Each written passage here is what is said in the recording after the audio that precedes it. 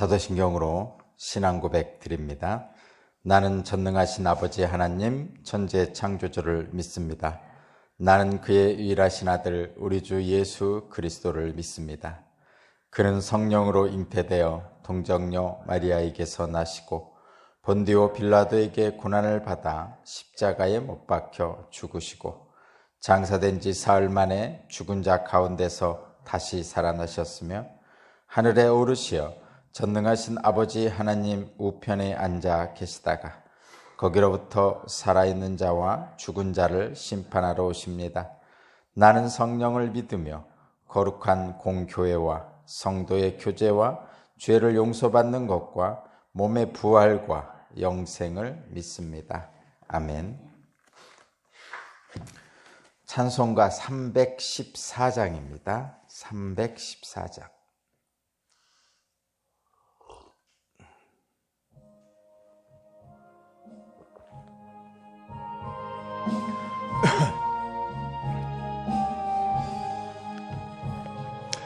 내 구주 예수를 더욱 사랑 엎드려 비는 말 들으소서. 내 진정 소원이 내 구주 예수를 더욱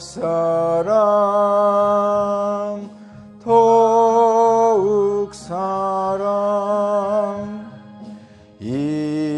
이전엔 세상 나 기뻤어도 지금 내 기쁨은 오직 예수. 다만 내 비는 말 내 구주 예수를 더욱 사랑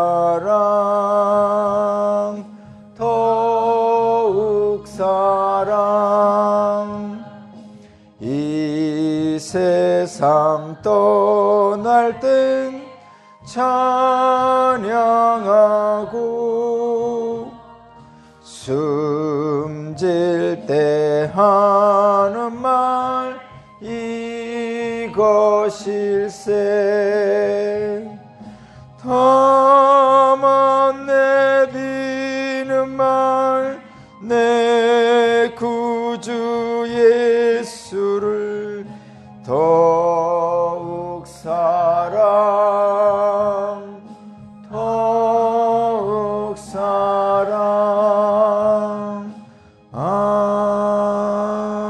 아멘. 아멘.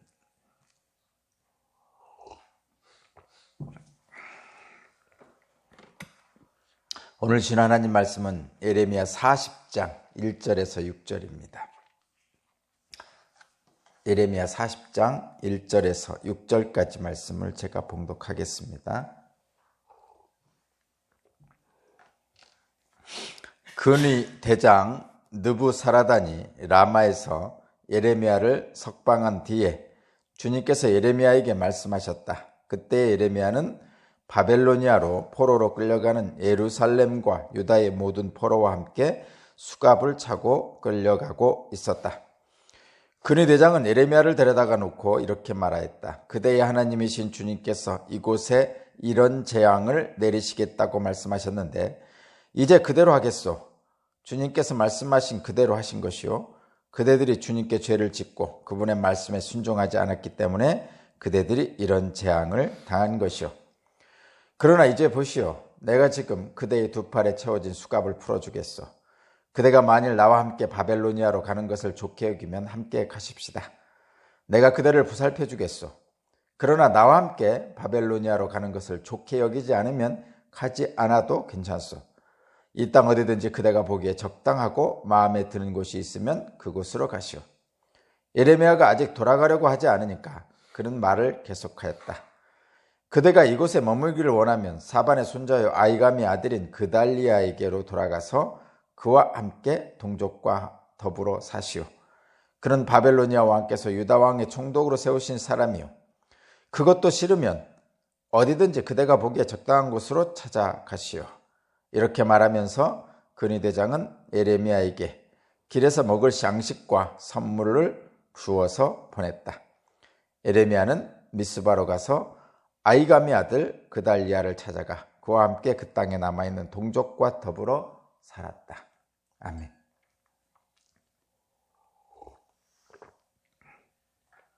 오늘 말씀의 제목은 선택의 기준입니다. 이 땅의 삶, 이 땅에서 그리스도인으로 살려면 이라는 제목입니다. 이 땅에서 그리스도인으로 살려면 어떤 선택의 기준을 갖고 살아야 됩니까? 말하자면 이런 제목이죠. 선택의 기준, 이 땅에서 그리스도인으로 살려면 이라는 제목으로 함께 말씀을 나누겠습니다. 바벨론에서 예루살렘 성이 함락되었습니다. 그래도 1년 6개월을 버텼습니다. 예루살렘 성이 견고하기 때문에 1년 6개월을 버텼지만 끝내는 함락당했습니다. 그것이 하나님의 뜻이었고 결국은 시드기야 왕을 비롯한 고관 대작들은 다 멸망하죠. 시드기야 왕은 두 눈이 빠지고 착고를 차고 바벨론 포로로 끌려갔고 그가 보는 앞에서 자식들은 다 죽임을 당하고 또 고관 대작들도 다 처형을 당했습니다. 이제 바벨로니아 왕의 근위대장인 느부사라단이 남아있는 사람들을 중에 당시 예루살렘을 지배하고 있던 사람들, 그러니까 지도자들, 그러니까 죽임을 당하지 않은 사람들을 다 잡아다가 바벨론 포로로 끌고 갑니다. 그리고 남아있는 사람들은 말하자면 빈민들 또는 당시에 좀 가지지 못한 사람들을 남겨놓고 그동안에 좀 지도자적 위치에 있던 사람들은 다 끌고 갑니다. 그때 이 바벨론 왕의 근위대장인 느부사라단이 이제 끌고 가는 중에 보니까 어찌된 일인지 예레미야는 사실은 끌고 가지 않으려고 이미 바벨론 왕이 얘기를 했음에도 불구하고 어떤 행정착오가 있었는지 모르겠지만 그 끌려가는 사람들 속에서 예레미야를 발견했던 것 같습니다. 분명한 이유는 안 나타나고 있지만 바벨론 왕의 근위대장인 느부사라단이 그를 발견하고 그에게 말하는 장면이 오늘 말씀의 장면입니다. 물론 근위대장은 그를 풀어주는 거죠. 왜냐하면 바벨론 왕이 예레미야를 풀어주라고 명령했기 때문입니다. 그런데 여기서는 두 가지를 우리에게 팩트로 사실을 보여주고 있는데, 첫 번째는 이 근위대장 느부사라단의 입을 통해서 유다가 심판을 당하게 된 원인에 대해서 다시 한번 확인해 줍니다.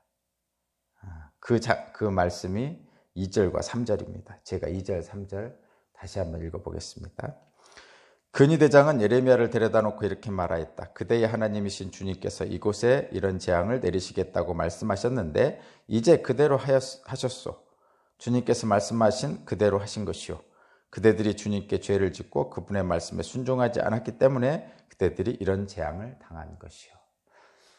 이방인인 바벨론 왕의 근위대장인 느부사라단의 입을 통해서 유다의 멸망의, 유다의 심판의 원인을 다시 한번 확인하고 있습니다. 그리고 두 번째는 이제 4절부터는 바벨론 왕의 명령에 따라 이 근위대장 느부사라단이 예레미야를 이제 풀어주는 장면입니다. 세 가지 선택지를 주고 있어요. 세 가지 선택할 수 있는 것을 주고 있습니다. 첫 번째는 자기하고 같이 바벨론으로 가자. 그러면 자기가 예레미야를 살 수 있는 모든 것을 다 공급해 주겠다. 이렇게 얘기하고 있고요. 두 번째는 가기 싫다면 바벨론 왕이 유다 총독으로 세운 사반의 손자요 아히감의 아들인 그달리아에게로 가서 그에게서 안전하게 살아라. 그러니까 당시에 바벨론 군대는 철수하면서 시드기야 왕도 다 잡아갔죠. 그리고 이제 식민지로 삼았단 말이에요. 이제 왕을 없앱니다. 그리고 나서 왕을 없앤 다음에는 뭘 하냐면 총독을 세우죠. 바벨론 왕을 대신해서 통치할 총독을 세우죠. 일제시대 때 우리 그랬잖아요. 일본 왕을 대신해서 우리나라를 행정적으로 처리하기 위해서 일본 총독을 세웠던 것처럼 마찬가지입니다. 바벨론 왕을 대신해서 유다를 통치할 총독을 세웠는데 그것이 우리가 아는 아히감의 아들 그달리아라는 사람이었어요. 근데 이 사람이 말하자면 어떤 사람이냐면 이런 겁니다. 이렇게 역사적인 어떤 그 해설서에 보면 이렇게 써 있어요. 이 아히감이라는 사람이 26장 14절에 나온 것처럼 그 거짓 선지자들하고 예레미야하고 이렇게 다툴 때 예레미야를 살려준 사람이에요. 예레미야 편을 들어서 살려준 사람이에요. 그 당시 우리야 참된 선지자 중에 하나인 우리야는 죽었거든요. 근데 예레미야는 살려준 사람 중에 하나입니다. 그 사람이 아히감인데 그 사람이 아들인 그달리아가 이제 전쟁이 끝났으니까 패망을 한 다음에 이제 패망을 해도 어떻게 하냐면 유다의 누군가와 바벨론이 협상을 하게 돼 있어요. 전쟁이 쳐도 뭐냐면 살아있는 사람들을 어떻게 살아야 될 거 아니에요. 어떻게라도. 그죠? 죽은 사람은 죽었지만 살아있는 사람은 살아야 될 거 아니에요. 그 유대인의 대표로서 바벨론과 협상했던 사람이에요. 전쟁이 끝나고 나서. 말하자면 전쟁 후에 남아있는 사람들에 대한 바벨론의 처우를 이렇게 해달라고 말하자면 사정하는 사람이죠. 결국은 그 일을 이 사람이 했어요. 아히감의 아들 그달리아가. 그리고 이 사람을 바벨론은 총독으로 세워놓고 떠나간 거죠.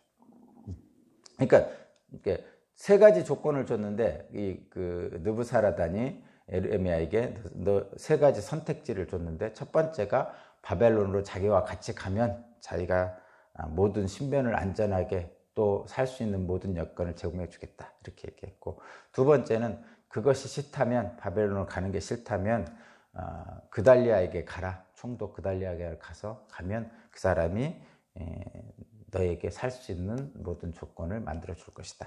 그 다음에 세 번째는 그도 저도 아니면 예레미야에게 이렇게 하죠. 네가 가고 싶은 대로 가라. 이 땅에 아무 곳이나 가면 살 수 있도록 해주겠다. 그렇게 하면서 이제 먹을 것과 양식과 선물들을 줘서 이제 석방시킵니다. 그런 장면입니다. 그렇게 세 가지의 선택지를 줬는데 예레미야가 선택한 것은 두 번째였습니다. 결국은 총독 그달리아에게 갔죠. 근데 거기로 간 이유는 거기 마지막 절에 나왔어요. 6절에 이유가 나와 있죠. 6절 예레미야는 미스바로 가서 아히감의 아들 그달리아를 찾아가 그와 함께 그 땅에 남아있는 동족과 더불어 살았다. 그러니까 두 번째 선택지를 예레미야가 선택한 이유는 남아있는 동족들과 함께 살기 위해서 간 것이죠. 결국은 예레미야 모든 그 지도자들이 다 끌려갔을 때 예레미야가 남아서 그 남아있는 사람들을 돌보기 위해서 거기로 갔던 것이라고 해석이 됩니다. 참 처참한 전쟁의 결과를 지금 담대하게 쓰고 있어요, 성경은. 그런데 이런 처참한 전쟁 후에, 멸망당한 전쟁 후에 정말 말할 수 없는 참담함 속에 있는 거죠.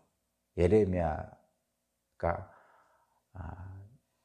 입장에서 한번 생각해 보면 정말 안타까운 일이 일어났고 실제로 그 현장에 있는 것입니다. 세상 사람들은, 오늘 말씀의 제목이 선택의 기준이잖아요. 세상 사람들은 자기에게 유리한 것, 자신이 손해보지 않는 것을 선택의 기준으로 삼습니다. 겉으로는 그렇게 얘기하지 않지만 세상 사람들의, 그러니까 거의 모든 사람들의, 의인은 없다, 하나도 없다 하는 표현대로 거의 모든 사람이 다 내면의 선택의 기준은 자신에게 유리한 겁니다. 다만 겉으로는 여러 가지 이유를 대죠. 요즘 정치권들이 맨날 하는 얘기가 국민의 입장에서, 국민을 위하여 하지만 실제로 보면 국민을 위해서 하지 않잖아요. 다 그렇게 얘기합니다. 근데 그렇게 얘기하지 않을 수가 없는 거죠. 자기를 위해서 한다고 얘기하면서 할 수는 없잖아요, 실제로. 그런데 다 국민을 위해서 얘기한다지만 실제로 들여다보면 국민을 위한 것도 아니죠. 다, 모든 사람들이 다 의인은 없다, 하나도 없다라고 표현하는 이유는, 모든 선택의 기준은 결국은 다 자기 자신의 이익입니다. 그러나 그리스도인이라면, 하나님을 믿는 사람이라면 좀 다르죠. 세상과는 좀 다른 선택의 기준을 가지라고 성경은 늘 얘기하고 있습니다. 모든 사람들이 다 그렇게 선택하지만 하나님의 사람이라면, 믿음의 사람이라면 성경에서는 그들과 다른 선택을 해야 된다라고 말씀하고 있죠. 오늘 본문의 예레미야는 사실은 바벨론으로 가도 부귀영화를 누릴 것이고 어디로 가도 부귀영화를 누릴 수 있었어요. 근데 예레미야의 선택지는 동족을 위해서 살기를 원하는 거죠. 예레미야 자신의 부귀영화를 위해서 선택한 게 아니라, 이런 얘기. 다르잖아요. 그래도 총독한테 갔잖아요. 그렇게 비난하는 사람들을 보면 좀 가슴 아프죠. 자신의 입장에서 생각하는 거 아니에요. 총독한테 빌붙어서 잘 먹고 잘 살려고 간 거 아니냐, 이렇게 생각하잖아요. 근데 그 사람은 지 생각이고 하나님의 사람인 예레미야는 자기 자신을 위해서 간 거 아니고 동족을 위해서 갔다고 해석할 수 있는 거죠. 어려운 상황일수록 하나님의 사람은, 우리 믿음의 사람은 나 자신의 유익보다는 하나님이 말씀하신 것, 하나님의 영광, 하나님의 유익을 위해서 선택을 합니다. 그리고 그것이 살아보니 옳다는 것을 느끼게 되는 거죠. 그것이 영적 민감성이고 영적 분별력입니다. 요즘 세상이 참 복잡하죠. 오늘 말씀의 제목이 이 땅에서 그리스도인으로 살려면 이라는 제목이잖아요. 근데 이 땅은 어떤 땅이냐? 이 세상, 이 땅은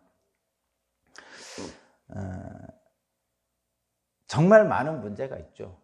사회적인 문제도 많고, 문화적인 문제도 많고, 정치적인 문제도 많습니다.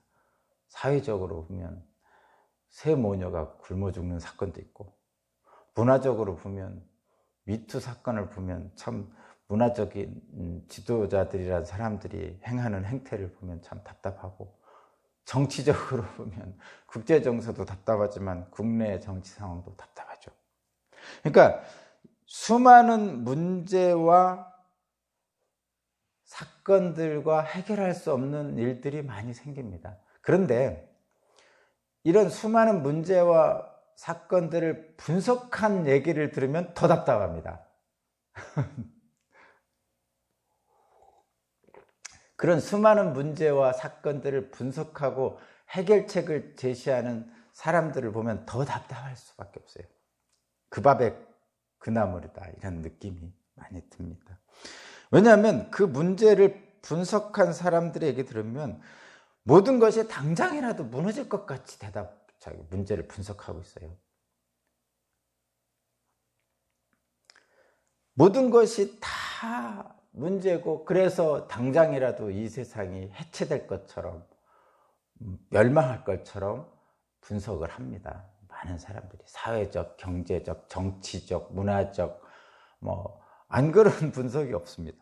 그런데 여러분, 이 세상의 문제들은 태초부터 있어 왔어요. 그것이 이 땅의 현실입니다.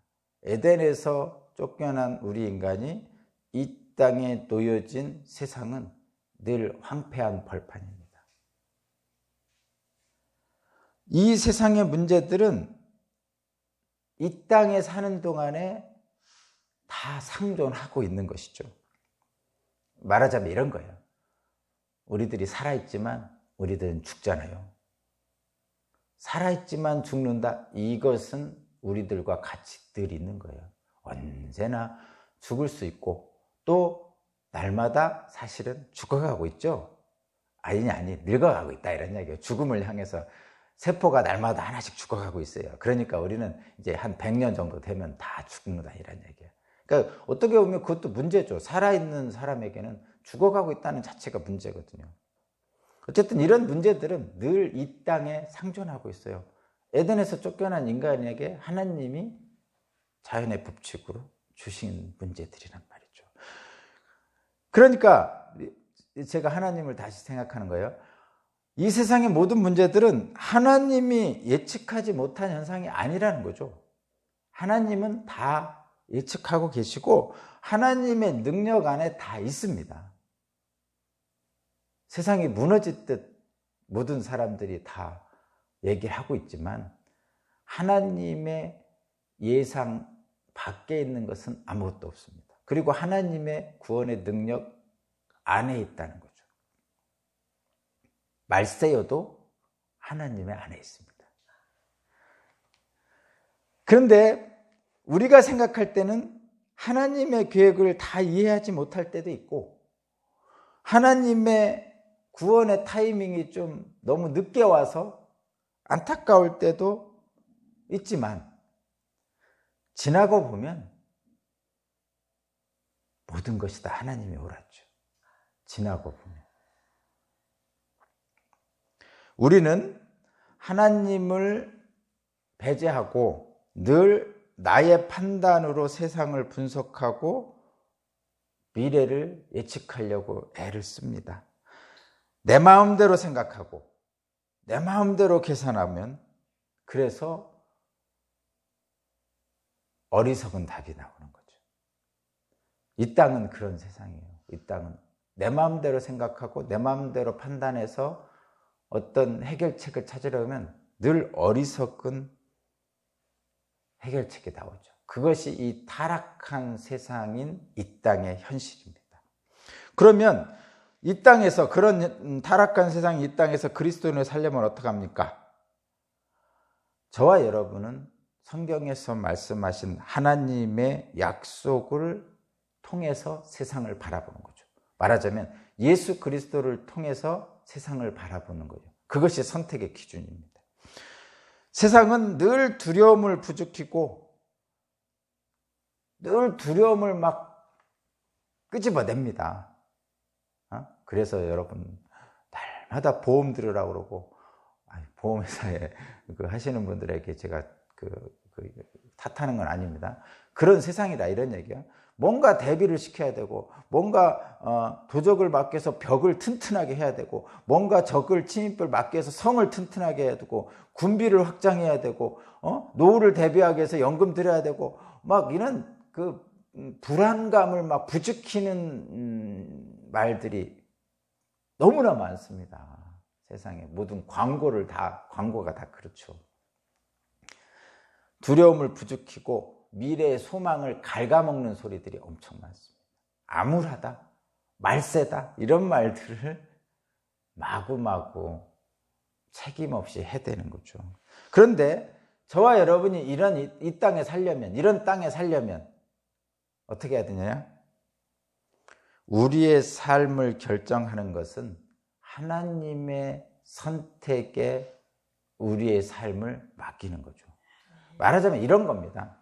우리의 삶을 결정하는 것은 어떤 우리에게 주어진 상황이 아니고 그 상황에 대한 하나님의 해석입니다. 자, 이렇게 생각하면 돼요.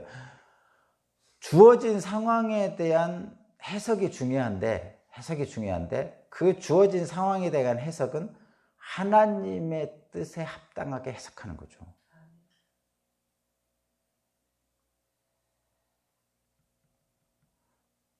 선택의 기준이 바로 그것입니다. 저와 여러분들은 믿음의 사람들이죠. 그래서 하나님의 은혜를 받아 이 땅에 온전하게 살기를 원합니다. 그러면 이 세상의 상황을 바라볼 때 그 상황에 빠지지 말고 상황을 어떻게 바라볼 것인가라는 해석이 중요한데 그 해석의 기준이 뭐냐? 하나님 말씀이다. 그리하면 두려움을 부추기는 이 세상, 도저히 해결할 수 없을 것 같은 세상 사람들의 그 탄식이 하나님의 말씀에 의하면 해결하지 못할 것이 없는 것이죠. 예수 그리스도의 십자가로 모든 사람의 죄를 단번에 해결하신 그 하나님의 능력을 오늘도 믿고 주님의 말씀에 따라 살아갑시다. 기도드리겠습니다. 모든 선택의 순간에 어김없이 하나님의 말씀이 나의 기준이 되기를 원합니다. 오늘도 함께하여 주옵소서. 감사드리며 예수 그리스도의 이름으로 기도합니다. 아멘. 주여 감사합니다. 314장 찬양 드리고 기도드리겠습니다.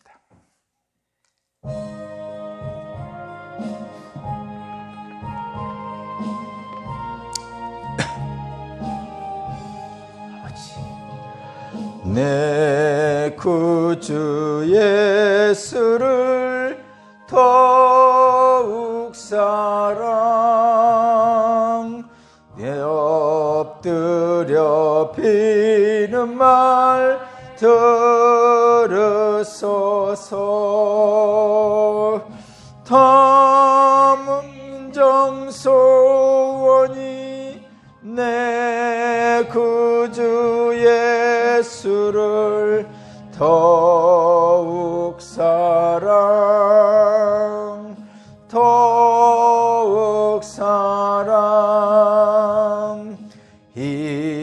이전엔 세상 나 기뻤어도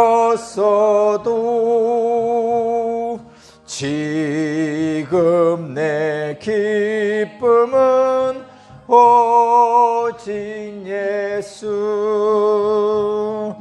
다만 내비는 말 그의 구주 예수를 더욱 사랑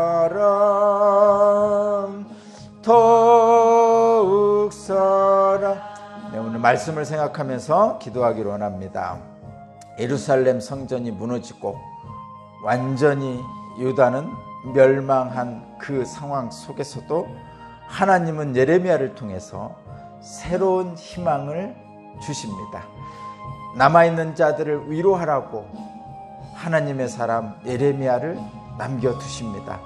그리고 그들에게 새로운 세상과 희망을 보여주십니다.